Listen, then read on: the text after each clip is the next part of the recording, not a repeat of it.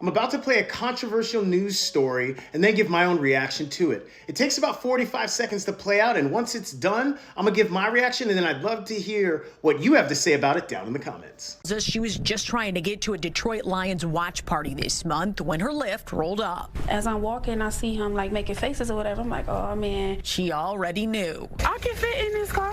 No, believe me, you can. Yes, I can. Believe me.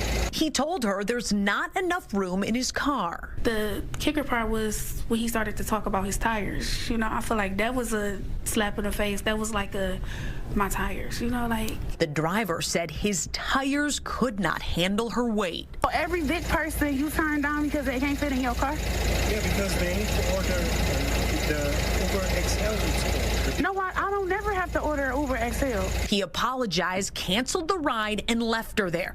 Now you've seen the story, here are my thoughts, and they're probably not gonna sit well with some of you. But I believe the driver, is in the right. He is an independent contractor working for Lyft, and that is not a company car. He's not provided company insurance. He's an independent contractor who has to use his own vehicle to do the rides that he gets paid for.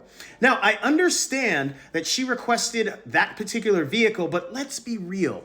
She has to be at least 400 or maybe 500 pounds, and that is more weight than that small car can handle on one seat. She weighs as much as several people spread out in the car, but again, she's sitting in one seat. And because this man has to provide all the repairs, the insurance, he's responsible for all the wear and tear on his car. He doesn't want to jeopardize his ability to bring in money by taking the ride. So he simply canceled it and let her know she should potentially request a bigger vehicle. That would be the same thing if the man was picking up someone that's as big as Shaquille O'Neal. He's like 7'3", over 300 something pounds, and he clearly can't fit in that small car. And had he requested something small like that, the driver would have potentially told him the same thing because he's too tall, too long, and too heavy to sit in that small vehicle. This isn't shaming the woman, it's simply some common sense reality that if you are a morbidly obese individual, you potentially require a bigger vehicle to drive in. Otherwise, that vehicle potentially can't handle you without coming under some kind of damage. That's just the reality that I see it as, and she still was able to get a ride at some other point. And the man wasn't being insulting. He stuck around a bit too long to talk to her and help her understand it. So overall, she's suing him and Lyft, and I hope that he is able to defend himself and not have to face any kind of legal or punitive damages.